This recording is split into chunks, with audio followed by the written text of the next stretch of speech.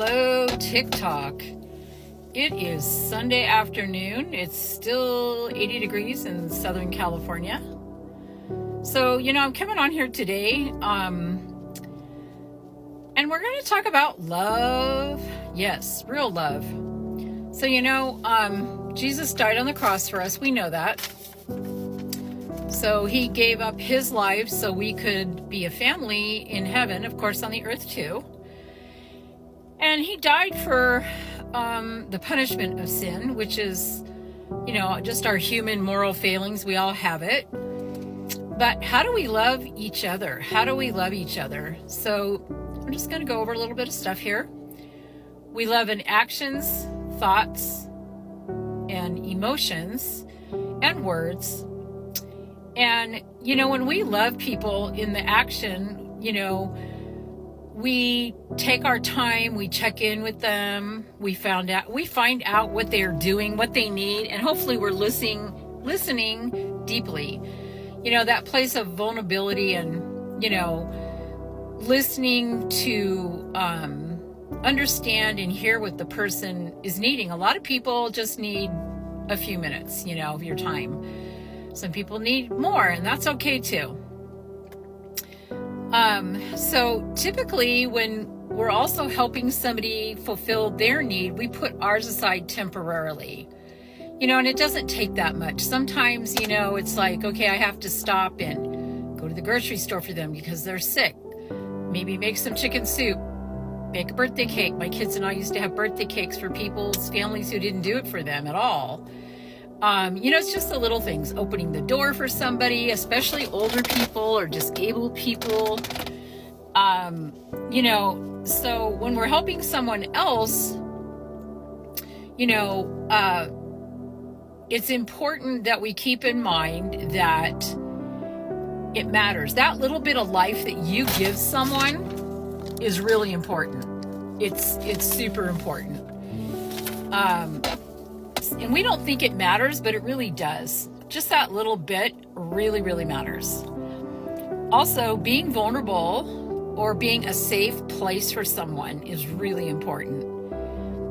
Vulnerability opens up a deeper love, a deeper connection, and deeper bonds. So I know it can be really scary to be vulnerable. I have a hard time with that.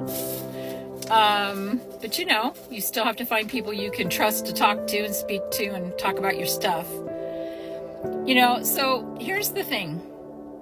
How we love ourselves determines how we love others.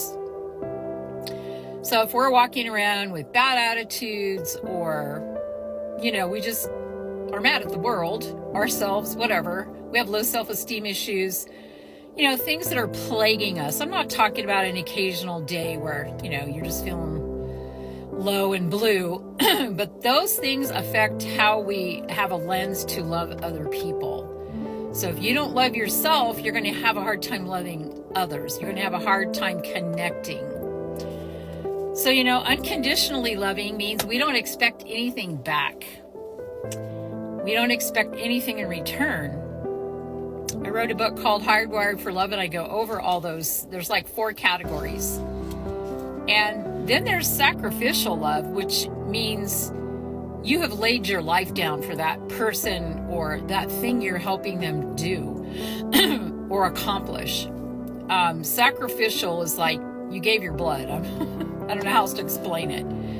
Jesus' life was sacrificial. It was a sacrifice. It was something that can't be replaced when you're loving sacrificially.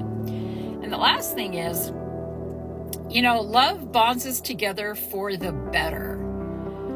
Love is the glue. Grace, is part of love. Grace and mercy, that's part of the glue that holds us together.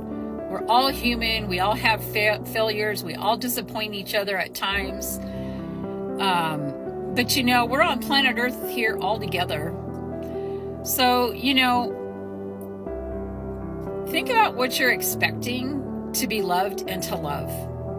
Just think about that, because that's really important. What do you expect? How do you expect it? Those are kind of questions we need to ask.